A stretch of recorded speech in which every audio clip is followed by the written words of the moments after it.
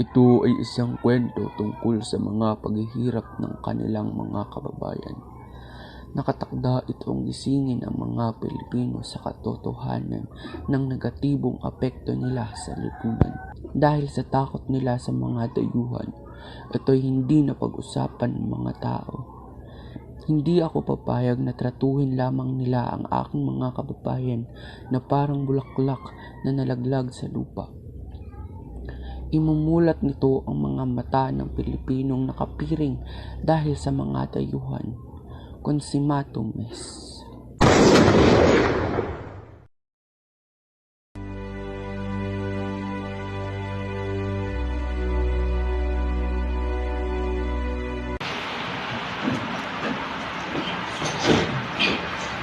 Buenos días, Señor Ibarra. Buenos días, también Kapitan Tiago. Mga binibinit Ginoo, aking pinakikilala si Crisostomo Ibarra na nagmula sa Europa. Magandang tanghali mga binibining. Magandang tanghali, Crisostomo Ibarra. Buenos días, mis amigos, at lalo na sa matalog na kaibigan ng aking ama, si Padre Damaso. Ikaw nga pala ang anak ng nasirang si Rafael Ibarra. Nais ko lamang itanong sa iyo na kailanman hindi ko naging matalik na kaibigan ng iyong mga ama.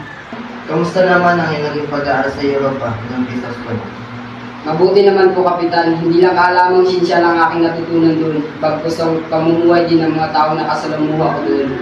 Ikaw pa rin mangmang ang mga Indio. Ako po ay ligisan na. Maraming salamat po sa paanyaya para sa salo-salo na ito.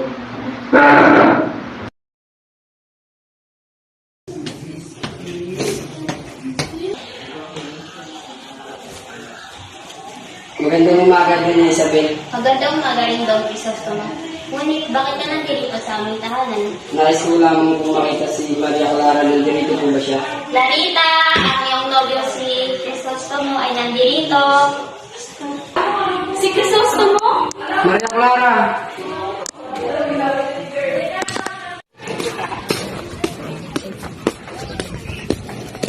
Akala ko hindi ka nababalik. Marami pa naman mga babae sa Europa.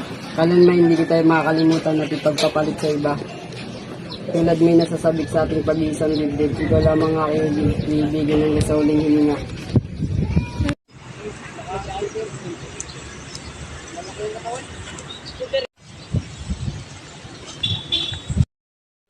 Magandang umaga, Ginoo. Umaga Ginoo, ano may paglilingkod ko sa inyo? Nais ko lamang malaman kung may napansin ba kayong puntod na may malaking cross? Malaking cross. Nakaraan, meron pong isang malaking cross.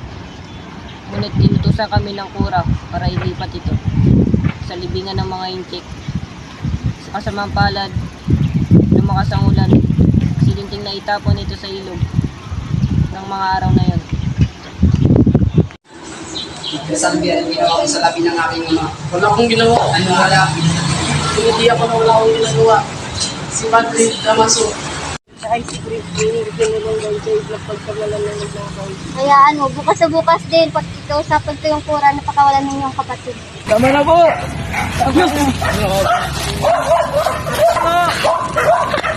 Tama na po!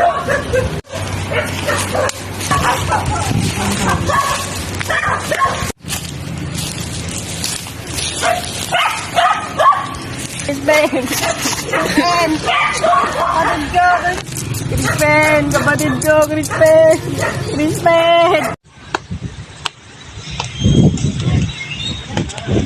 Para sa mga yung dadarag mo? Para po ito sa kuras ko pagkatama pinanak ni si Crispin na hindi pa nagkita simula kahapon. Ito pa lang, inunod mo na ako. Si Crispin, matapos sa magnakaw ay nakuha pang tumakas. Crispin! Lucilio! Hindi to ng nanay! Hindi to ng nanay! Hindi to ng nanay! Crispin! Lucilio! Hindi to ng nanay! Crispin! Lucilio! Crispin! Nandito na ang nanay! Crispin! Lucilio! Nandito na ang nanay!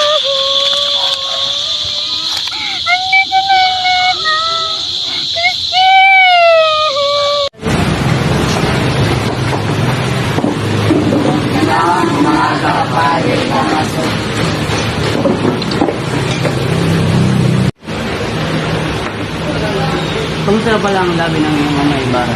Saang dagat na pala kayo nito?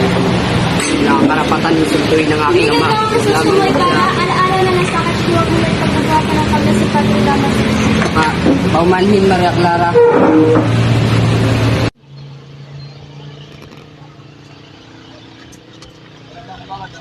Maaari ka bang lang sumama sa amin? Bakit ano ang aking ginawa? Ikaw ang tinuturo nagsimula ng pag-aayos ng mga Guardia Civil. Ngunit wala akong kinalaman dyan. Bitawan niyo ako.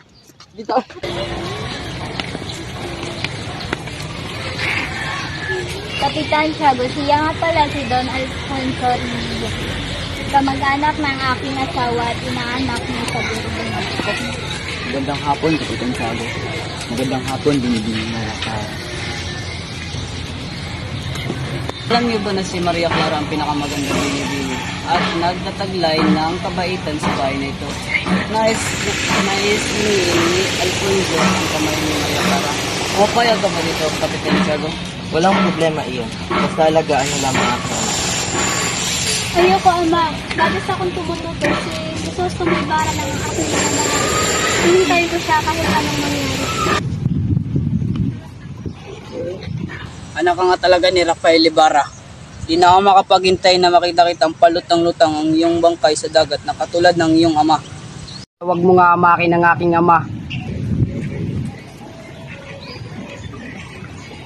Halika na at itatakas kita doon, Liblis ko.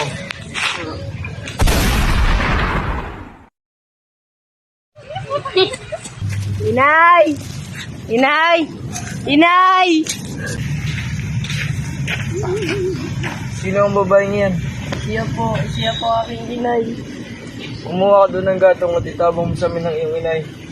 Hindi magtatagal, ako na rin ay mamamatay. Bukayin mo ang aking gintong binaon at ariin mo ito. Gamitin mo ito sa iyong pag-aaral. Dahil naniniwala ko, kayong kabataan ang pag-asa ng bayan.